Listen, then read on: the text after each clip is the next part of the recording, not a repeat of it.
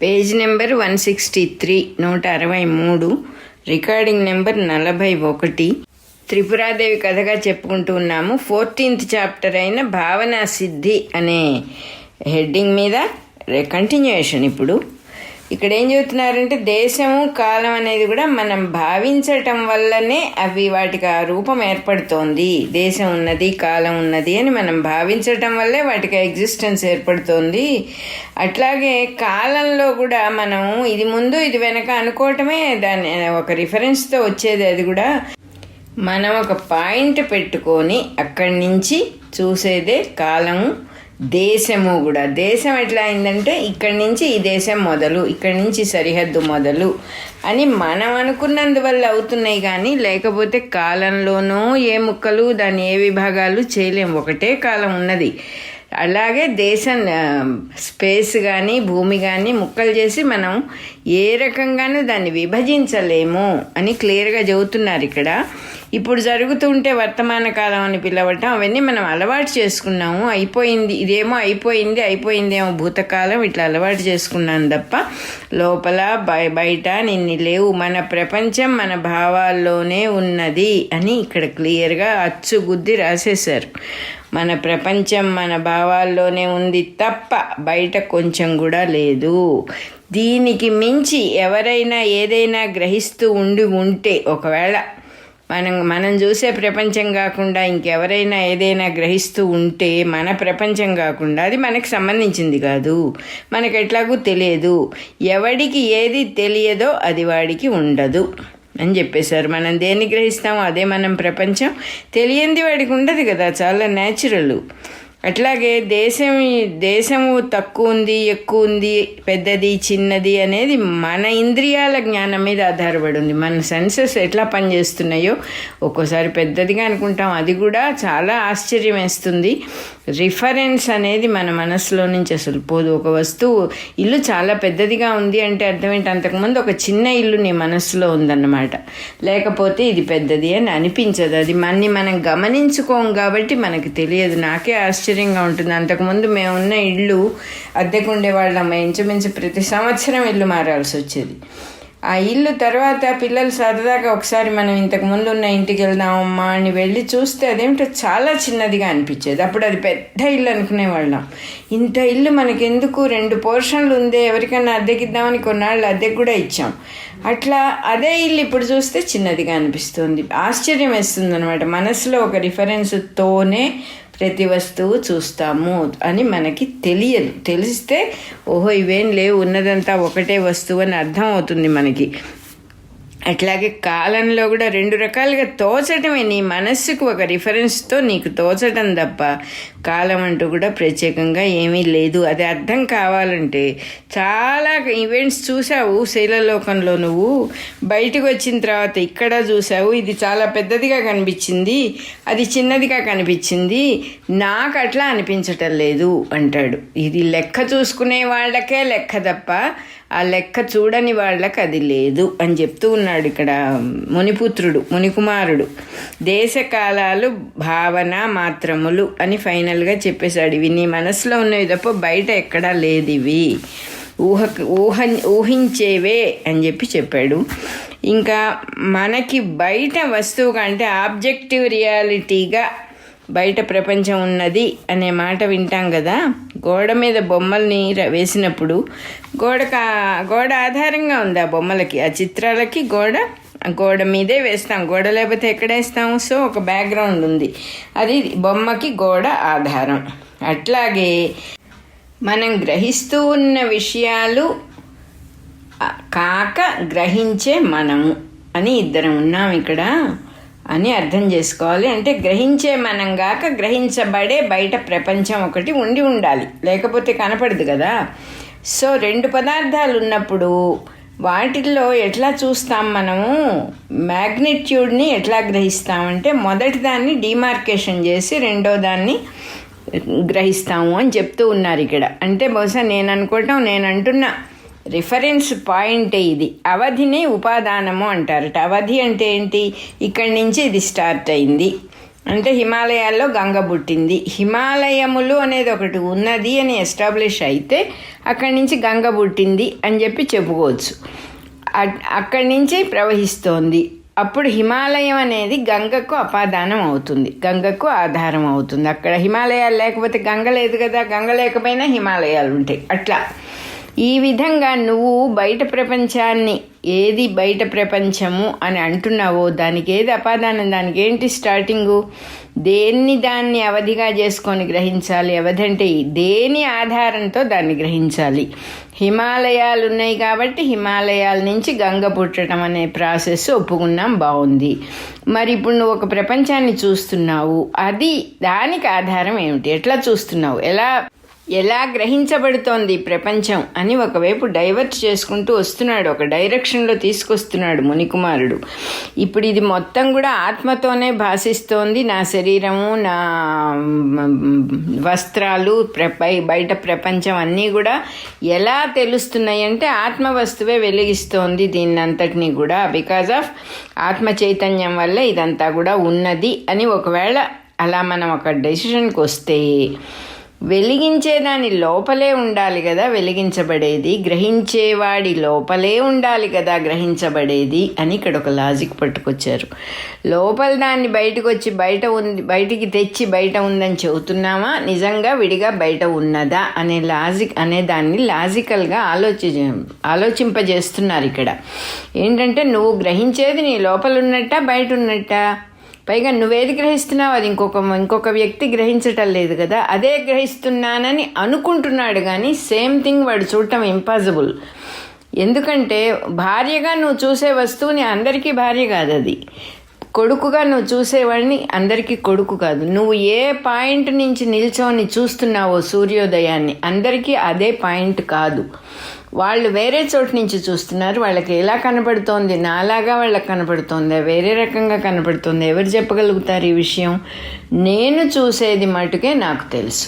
అంటే అర్థం ఏంటి, ఎవడి లోకం వాడిది, ఎవడి ప్రపంచం వాడిది అనే కదా అర్థం. నిజానికి ఆత్మ చైతన్యం వల్ల అంతా కూడా వెలిగింపబడుతోంది, సృష్టించబడుతోంది అంటే ఇదంతా ఆ చైతన్యం లోపలే ఉండాలి. ఎందుకంటే సూర్యుడి వెలుగుతో వెలిగించబడే వస్తువులన్నీ సూర్యుడి వెలుగు లోపలే ఉంటాయి కదా, బయట ఉన్న వెలిగించబడవు కదా. ఒకవేళ ఉండటం బయట ప్రపంచము అనేది వేరే ఒకటి ఉంటే అది వెలిగించబడదు కదా, అది ఎలా కనబడుతుంది అసలు మనకి చూసే అవకాశం ఏది?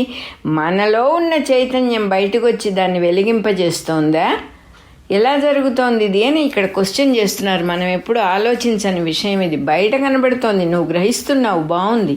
నువ్వు గ్రహించేది నీ ప్రపంచము, నువ్వు ఊహిస్తున్నది, నువ్వు నీ పర్సెప్షన్కి సంబంధించింది తప్ప అట్లాంటిది వెలుపల వేరే వస్తువు అంటూ లేదు అని ప్రూవ్ చేస్తున్నాడు ఇక్కడ మనకి మునికుమారుడు. దీపపు కాంతి కానీ సూర్యుడి వెలుగు కానీ పదార్థాలని వెలిగింపజేస్తున్నాయి అంటే అర్థం ఏమిటి? ఆ వెలుగు లోపలే ఉండాలి అవి. ఆ వెలుగు లోపల లేని వస్తువుని అవి ఎలా వెలిగింపజేస్తాయి అని అడుగుతున్నారు. నీకు బయట ఏదో కనపడుతోంది అంటున్నావు, బయట ఏదో గ్రహిస్తున్నాను అంటున్నావు. నువ్వు దేన్ని లోపల అంటున్నావు, దేన్ని బయట అంటున్నావు? ఫస్ట్ నీకు ఆ డిమార్కేషన్ తెలిసిందా? దేనికి ఏది వెలుపల, దేనికి ఏది లోపల అనే పాయింట్ ఏది ఇక్కడ అసలు? దేన్ని రిఫరెన్స్ పాయింట్గా పెట్టుకొని చూస్తున్నావు అని ఒక చక్కని డైరెక్షన్ ఇస్తున్నాడు ఇక్కడ మనకి మునికుమారుడు. అందువల్ల కిరణాలు, వాటి వల్ల కలిగే ప్రకాశము సూర్యుడి కంటే వేరు కాదు కదా, చెప్పడానికి వీల్లేదుగా. అంటే ఏది వెలిగించబడుతోందో అది వెలుగు కంట వేరుగా లేదు. Illumination is not different from the illuminator. భాసక స్వరూపమే భాసము. అంటే illumination is the nature of illuminator. చూసేవాడే రిఫ్లెక్ట్ అవుతున్నాడు అని క్లియర్గా అర్థమవుతుంది కదా. చైతన్యం ప్రకాశ రూపమై పూర్ణమై ఉన్నది, పరిపూర్ణంగా సర్వత్రా ఉన్నది చైతన్యం. ఇక్కడుంది, ఇక్కడ లేదని చెప్పడానికి వీల్లేదు. దానితో దేశకాలాలన్నీ కూడా దాంట్లోనే, time and space are pervaded by it అంటున్నారు, దాంతోనే వ్యాపించబడి ఉన్నాయి. అది ఆ విధంగా అంతటా వ్యాపించి పూర్ణమై ఉన్నందువల్లనే సూర్యకిరణాలకు లోపల ఉండని వస్తువు ఎట్లా అయితే ప్రకాశించదో, చైతన్యం లోపల లేనిది ఏది ప్రకాశించదు అని ఇక్కడ కంక్లూడ్ చేసేసాడు. అందువల్ల దేశకాలాలు కూడా ఆత్మ చైతన్యం లోపలే ఉన్నాయి. ఆత్మ చైతన్యాన్ని డిమార్కేషన్గా చేసి దానికి బయట దేశకాలాలు ఉన్నాయని చెప్పడానికి వీల్లేదు అని చెప్పేశారు ఇక్కడ. అది రిఫరెన్స్ కావడానికి వీల్లేదు, అది దాని లోపలే ఉంది కాబట్టి ఒకటే. కాబట్టి ఆత్మ చైతన్యానికి బయట వేరే ప్రపంచం అనేది ఏది లేదు. లోపల వెలుపల నువ్వు చెప్పేదంతా కూడా అద్దంలో ప్రతిబింబం ఉన్నట్టుగా ఆత్మ చైతన్యం, అద్దం లోపల అద్దం బయట అని అనుకోవాల్సిందే తప్ప ఉన్నది అద్దం లోపలే కనిపిస్తోంది మనకి, వేరే బయట ఏం కనపడట్లేదు. అద్దమే కనపడట్లేదు అసలు మనకి. అది చెప్తూ ఉన్నాడు మునికుమారుడు. ఈ విధంగా ఆత్మ ఒక్కటే సర్వ ప్రపంచాన్ని తన యందే ప్రతిబింబింపజేయచ్చు స్వతంత్రంగా సర్వత్రా ప్రకాశిస్తోంది, సర్వదా ప్రకాశిస్తోంది. ఈ ఆత్మయే పరాచితి, త్రిపురా పరమేశ్వరి, బ్రహ్మము, విష్ణువు, శివుడు, శక్తి అని అనేకుల చేత అనేక విధాలుగా చెప్పబడుతూ ఉన్నది ఆత్మవస్తువే. అదే చైతన్య స్వరూపమే ఆత్మవస్తువు. దాన్ని గురించి విడిగా త్రిపురామహేశ్వరి అని, విష్ణువని, శివుడని వర్ణించటం అంతా చాలా అన్ఇంపార్టెంట్. అల్పమని ఎరుగుము, అన్ఇంపార్టెంట్ అని తెలుసుకో అని చెప్తూ ఉన్నాడు. ఆ చైతన్యాన్ని భాసకము అని చెప్పటం కూడా సహజమైన వర్ణన కాదు, వెలిగించేది అని కూడా చెప్పకూడదు. మనకు ప్రపంచం కనబడుతోంది కాబట్టి ఆ వెలిగించే లక్షణం ఈ చైతన్యానికి ఉంది అని చెప్పడానికి వీల్లేదు. ఎట్లా ఉంటుందంటే, ప్రాణం ఉంటే దేహభాగాలన్నీ కదులుతాయండి అని చెప్పాం. ప్రాణం ఎంత మాత్రం రెస్పాన్సిబుల్ దేహభాగాలు కదిలించడానికి, గుండె కొట్టుకోవడానికి, ఊపిరితిత్తులు కదలటానికి. ఈ ప్రాణం ఉంటేనే అవి కదులుతాయి, అంత మటుకు కరెక్టే. కానీ ఈ ప్రాణం ఏం చేస్తోంది ఆ ఊపిరితిత్తులు కదలటానికి? అది సన్నిధి మాత్రం చేతే మొత్తం యాక్టివిటీ అంతా కూడా జరుగుతోంది.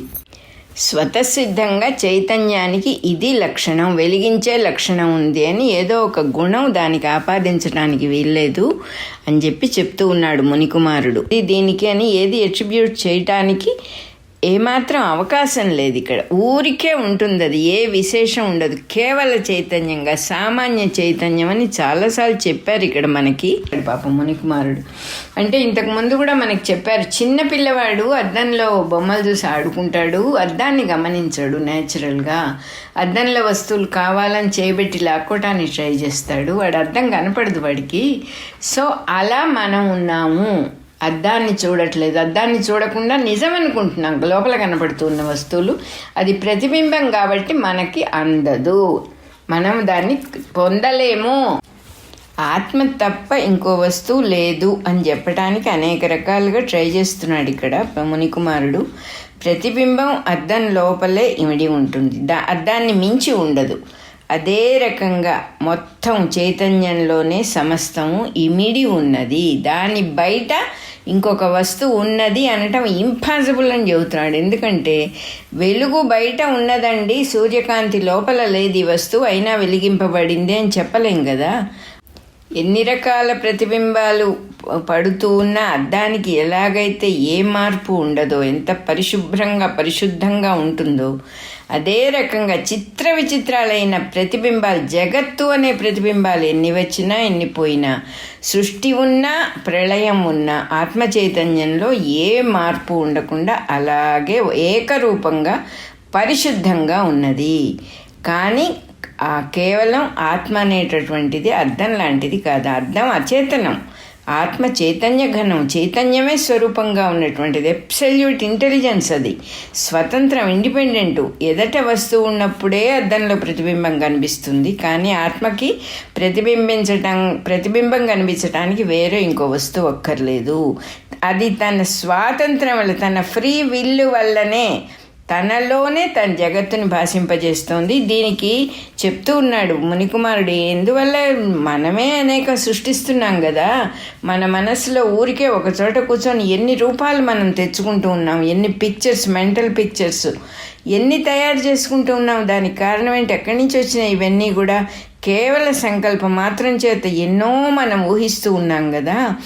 మరి అద్దానికి ఎదురుగా ఒక వస్తువు ఉన్నట్టుగా మనకేమున్నది ఇక్కడ? కేవలం మనస్సు అనేక రూపాలు కల్పిస్తుంది. కాబట్టి ఇది మనఃప్రపంచము. ప్రపంచం అంటే మనస్సు తప్ప ఇంకోటి కాదు అని చెప్పారు ఇక్కడ.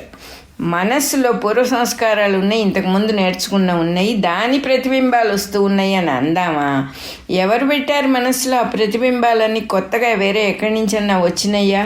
ఆ చైతన్య శక్తి వల్లనే అవన్నీ కూడా రిఫ్లెక్ట్ అవుతూ ఉన్నాయి. అదే రకంగా మట్టి అద్దానికి ఎదురకుండా పెడితే మట్టి కనపడుతుంది కానీ కుండ కనపడదు కదా అంటున్నారు. మరి నువ్వు మనసులో ఎన్నో ఆకారాలు తయారు చేసుకుంటున్నావు కదా, నామ రూపాత్మక జగత్తుని మనసులో ప్రతిబింబిస్తున్నావు నువ్వు. అద్దానికి నీకు చాలా తేడా ఉందంటున్నారు. అద్దానికి కేవలం ఒక మనం ఎగ్జాంపుల్గా పెట్టుకున్నాం కానీ అద్దంలో మట్టి అయితే మట్టి కాకుండా అయితే కుండగా కనపడుతుంది. మనకు అట్లాగా అదే మనస్సు చెంత, మనస్సు దగ్గర ఎటువంటి సంస్కారాలు ఉన్నా ఎట్లా ఏ సంస్కారాలు ఉంటే నామరూపాత్మక జగత్తు వస్తోంది అని అడుగుతున్నారు. కాబట్టి ఆత్మయందు జగత్తు భాషించటానికి అద్దంలో ఎదురుగా ఒక వస్తువు ఉన్నట్టు ఆత్మకు ఉండక్కర్లేదు. మనమే దానికి సాక్ష్యం, మనమే ఊహించుకుంటున్నాం అనేక విషయాలు. రెండో వస్తువు లేకుండా మన మనస్సే క్రియేట్ చేస్తుంది. ఆ శక్తి దానికి ఉన్నది అని చెప్పి చెబుతున్నారు. మనస్సుకి శక్తి ఉన్నది, నీ మనఃకల్పిత జగత్తు ఇది. అంతేగాని ఆత్మకి ఇక్కడ ఎట్లాంటి కర్తవ్యము కర్తృత్వము లేదు. ఆత్మకి లక్షణం కాదు ఇది. అది ఊరికే ఉంటుంది. ఎలాగోలా ఊపిరితిత్తులు ఆడించాలి, ఎలాగోలా గుండె కొట్టుకునేటట్టుగా చేయాలి, ఈ సృష్టి అంతా వర్ధిల్లేటట్టుగా చేయాలి అనేటటువంటి కర్తవ్యము అనేటటువంటిది ఒక లక్షణం, విశేష లక్షణం అనేటటువంటిది ఈ ఆత్మకి ఏది లేదు. ఊరికే ఉంటుంది. అంటే మన లక్షణం అది. మన యొక్క ఆత్మ అంటే మన లక్షణం. మనం ఎలా ఉన్నా ఊరికే సన్నిధి మాత్రం చేత మనం ఉన్నాము, మన చుట్టూ మన ప్రపంచం ఉన్నది. మనం లేకపోతే ఏదీ లేదు అని మన ప్రపంచమే లేదని మనకు తెలియటం లేదు కదా. ఆ వైపు మనం ఆలోచించటం లేదు అసలు. అది మునికుమారుడు మళ్ళీ మళ్ళీ మళ్ళీ చెప్తూ ఉన్నాడు. చూస్తున్నాం, ఇంద్రియాలని పక్కన పెట్టి చూడాలి అంటే బయట ప్రపంచం నుంచి మనం అంతర్ముఖం చేసుకొని మెదలకుండా ఉన్నప్పుడు విషయం అర్థమవుతుంది. అది మనకి న్యాయంగా చేత కావటం లేదు. చేత అయితే ఈ పుస్తకాలు చదువుకుని ఇంత దూరం ఎందుకు వస్తాం అసలు? అదేదో ఉన్నది అని ఫస్ట్ థియరిటికల్గా కొంచెం గ్లిమ్సెస్ వస్తే మనకి ఓహో ఉన్నది అని నమ్మితే కానీ, ఒక దృఢ నిశ్చయం వస్తే కానీ అది తెలియదు. ఎందుకంటే ప్రతిదీ దృఢ నిశ్చయంతోనే కనబడుతున్నాయి. బయట కూడా ఇది బయట ప్రపంచం ఉన్నది అని మన దృఢ నిశ్చయంతోనే కనబడుతోందని చెప్పాడు కదా మునికుమారుడు. నువ్వు అనుకుంటున్నావు గట్టిగా, నీ భావన ఆ విషయంలో చాలా గట్టిగా ఉన్నందువల్ల అది నీకు అట్లా కనపడుతోంది అని చెప్పేశాడు శుభ్రంగా. అట్లాగే మనమే చూసుకుంటే దేశకాలాలు లేకపోవటం ఏమిటండి అంటే, మనం ఇవి ఉన్నాయని గట్టిగా మరి యుగాలుగా వాటిని ఎస్టాబ్లిష్ చేసి గీతలు గీసి ఇదంటే ఈ సరిహద్దు నుంచి సరిహద్దు దాకా ఒక దేశం అండి అని మనం గట్టిగా హద్దులు గీసి మనస్సులో కూడా గీసుకున్నాం. బయట మటుకు గీసి వదిలేస్తే సరిపోయేది.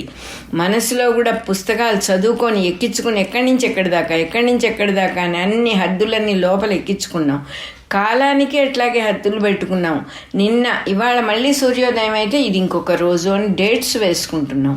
అసలు ఎందుకు వేసుకోవాలి? నల్లబట్టం తెల్లబట్టం ప్రకృతికి సహజం. వెలుతురు వస్తుంది, చీకటి పడుతుంది, ఎన్నోసార్లు అవుతూ ఉంటుంది ఇట్లా. అట్లాగా అది చీకటి పడటము వెలుగు రావటమే ఒక రోజు మారే పద్ధతి అయితే, మరి సూర్యోదయం సూర్యాస్తమయమే లేని దేశాలు కొన్ని ఉన్నాయి కదా. సూర్యుడు అస్తమించడు అసలు 6 నెలల దాకా. మనము విన్నాం దాని గురించి. 6 నెలలు చీకటి, 6 నెలలు వెలుగు. మరి అప్పుడు రోజును ఎలా లెక్క పెడతారు? కేవలం గడియారాలని బట్టే లెక్క పెడతారు. అంటే అర్థం ఏమిటి? కాలం నిజంగా లేదు, ఉన్నదాన్ని మనం విభజించుకున్నాం మన సౌకర్యం కోసం. అది వాస్తవం కాదు.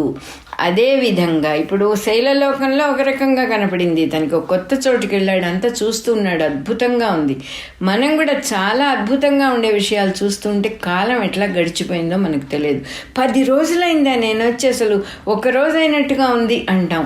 అదే ఇష్టం లేని విషయంలో ఒక్కరోజు గడిచేటప్పటికి 10 రోజులు గడిచినట్టుగా ఉంటుంది. ఏంటి అసలు ఈ కాలమే గడవట్లేదు, పిచ్చెక్కిపోతుంది అంటాం. మనకి ప్రేమికుల గురించి చెబుతారు కదా, క్షణం ఒక యుగము అంటారు. యుగం ఒక క్షణము అనొచ్చు. రెండు కూడా పాజిబులే కదా. ప్రేమికులు దగ్గరగా ఉంటే యుగం ఒక క్షణము, దూరంగా ఉంటే క్షణం ఒక యుగము. చాలా న్యాచురల్. ఎందుకు వచ్చింది అసలు ఈ మాట? మరి అది వాస్తవం కాకపోతే ఆ గ్లిమ్సెస్ ఉన్నాయి. తప్పకుండా మనం తెలుసుకోవాలనుకుంటే తప్పకుండా తెలుస్తుంది. నీ సంకల్ప మాత్రం చేతనే నీకు లోపల ఎన్నో విషయాలు భాషిస్తున్నాయి నీ మనసులో. ఈ సృష్టి అంతా, ఈ ప్రపంచం అంతా కూడా నీకు అలాగే ఉంది. నువ్వు సంకల్పించి చూస్తున్నావు తప్ప నీకు విడిగా లేదు. ఇది మొత్తం ఏదైతే నీకు కనపడుతోందో అదంతా నీ మనస్సే అని చెప్పేశాడు. నీ మనసులో ఒక ప్రపంచం వస్తోంది తప్ప ఇక్కడ వేరే ఇంకొక వస్తువు ఏమీ లేదు అని చెప్పాడు మునికుమారుడు. మరి దీన్ని మనం ఎట్లా చేస్తాము? ఆయన ఏమంటున్నారంటే ఆ ప్రపంచం అంటే నీ మనస్సే తప్ప ఇంకోటి కాదు అని చెప్పడంలో మనం పరిజ్ఞానంగా ఉంటే ఎదురుగా ఎవరైనా ఉన్నా మనకు కనపడదు. అదొక ఎగ్జాంపుల్ తీసుకోవచ్చు. మనం నిద్రపోయేటప్పుడు మనకి ప్రపంచం లేదు, అదొక ఎగ్జాంపుల్గా తీసుకోవచ్చు. నేను చూడకపోతే అంటే నేను చిన్న పసివాడిని అయ్యుండి నా మనసులో నేను ఏది కల్పించుకోకుండా ఉన్నప్పుడు నాకు ఈ ప్రపంచం లేదు అనేదాన్ని అందరూ ఒప్పుకుంటారు కదా. అంటే అర్థం ఏంటి? నేను కల్పించుకున్న ప్రపంచమే నేను మళ్ళీ చూస్తున్నాను అని అర్థం కాదా? ఇలా పాండోరవర్ చేసుకోవచ్చు. మనం నిజంగా తెలుసుకోవాలని అనుకుంటే. ఉన్నది అని అనుకొని ఊరుకుంటున్నాం కానీ అసలు ఉన్నదో లేదో తెలుసుకునే ప్రయత్నం మనం ఎవరైనా చేయటం లేదు అని అనిపిస్తోంది. అందుకే చెప్పాలనిపించింది 2 ముక్కలు.